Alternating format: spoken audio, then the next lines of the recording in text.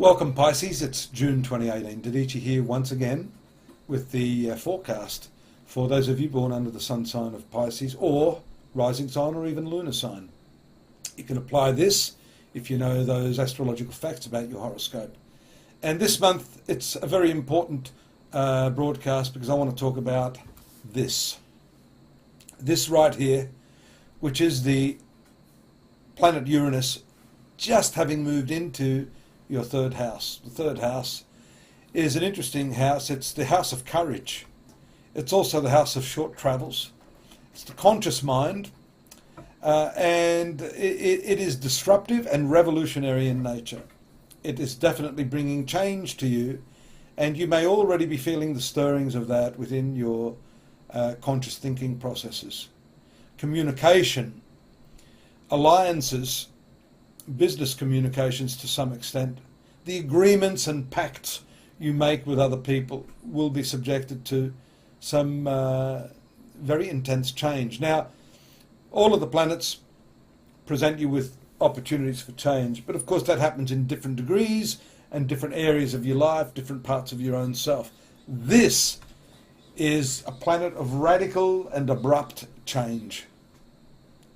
So it can actually move you when you don't want to be moved, change you when you're not quite ready, bring in elements into your life that you don't want.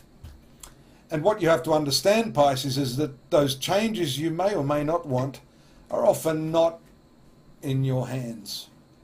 So, in a sense, you know, the true meaning of Pisces is surrender, really. Pisces is the sacrificial symbol of Christianity, for example, the self-sacrifice of oneself in the interests and care of others. And the shaking up of our lives and the introduction of this element, Uranus, into our lives means change for the better. But the resistance we have to change is the pain, the trouble that we have there. It's not the planet itself introducing those elements that we can't deal with or don't want to deal with. It's the impact that it has on us by forcing us to change, forcing us to have to deal with others communicatively in a different manner. So this is the commencement of a 7-year cycle, because it takes this planet around 7 years to pass through the sign of Taurus. Let's animate the chart because there are specific dates I want to punctuate here. You see first and foremost the movement of the moon here in the 11th house of friendships on the first couple of days, then into the low-key part of the chart on the 3rd and 4th up to the 5th. That's very reflective. And then the moon, very friendly to you, ruling the 5th house, making its way to connect with your ruling planet Neptune. Here we see some other planets that you need to keep your eye on. Venus there in your 5th house of love affairs is bringing good opportunities creatively and in terms of love. And there's the contact there around the 10th of June, when the moon makes its contact with Uranus. So here we see the things I've been talking about likely to start to spring into action. Certain, you know, it will start with just the odd circumstance or person maybe challenging you.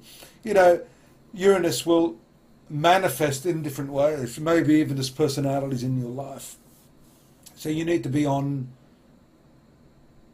watch for that, to see when you're resisting and when, you know, you're working along with these energies to bring you into consonance with the flow of your life. You've got to get into the slipstream. And I always say the resistance we have to all of these events and circumstances and life lessons are really what constitute the pain we go through. So this is an important conjunction. Then we also see the movement into the 4th house, your domestic sphere. That's significant. Mercury moves to the 5th house of children, while the new moon takes place there around the 14th, which was what I was trying to get out earlier. This is quite lovely, new beginnings for you in your home life. So you see this planet is not simply going to impact upon you in one narrow area. It opens out and you see it bringing all the pieces of the jigsaw together in other areas, albeit just snippets of those changes that you'll see. Creativity is at a peak there. We see when the Moon and Mercury together, very clever. Contact with young children is very nice. If you're a parent, this could be a fun couple of days for you. The hard aspects here and oppositions are very important. This is a challenging period for you, stemming from this very point that we've been focusing on as a theme, around the 16th and 17th. Health issues need to be watched here at this time. Venus moving into the 6th house is never good as far as I can see in terms of health here as it relates to excessive intake of sugars and those sorts of foods which may aggravate your triglycerides and fat and pancreatic function. The Moon moves to your 7th and 8th house around the 18th, 19th, 20th, 21st. Sexuality is strong on the cards, but opportunities for travel can present themselves when the Moon makes conjunction to Jupiter leading up to the 23rd and 24th. Lovely to get away.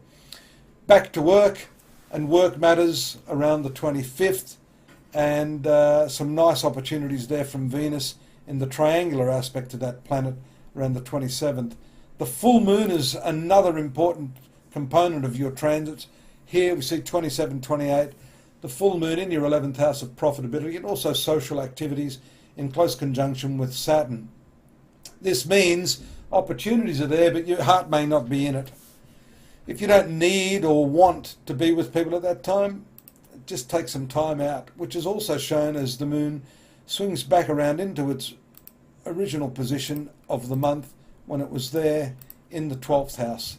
Downtime necessary, reflective period, and an opening to discuss next month what's going to happen here with this Mercury and Mars opposition. I'm not going to give it all away now, otherwise you won't come back. But in the meantime, you can get more information on my blog, which relates to the disruptive influence of Uranus in the whole 12 signs for you in this coming 7 years. Why not join me there at astrology.com.au? And again here next month. Look forward to your company. Bye-bye.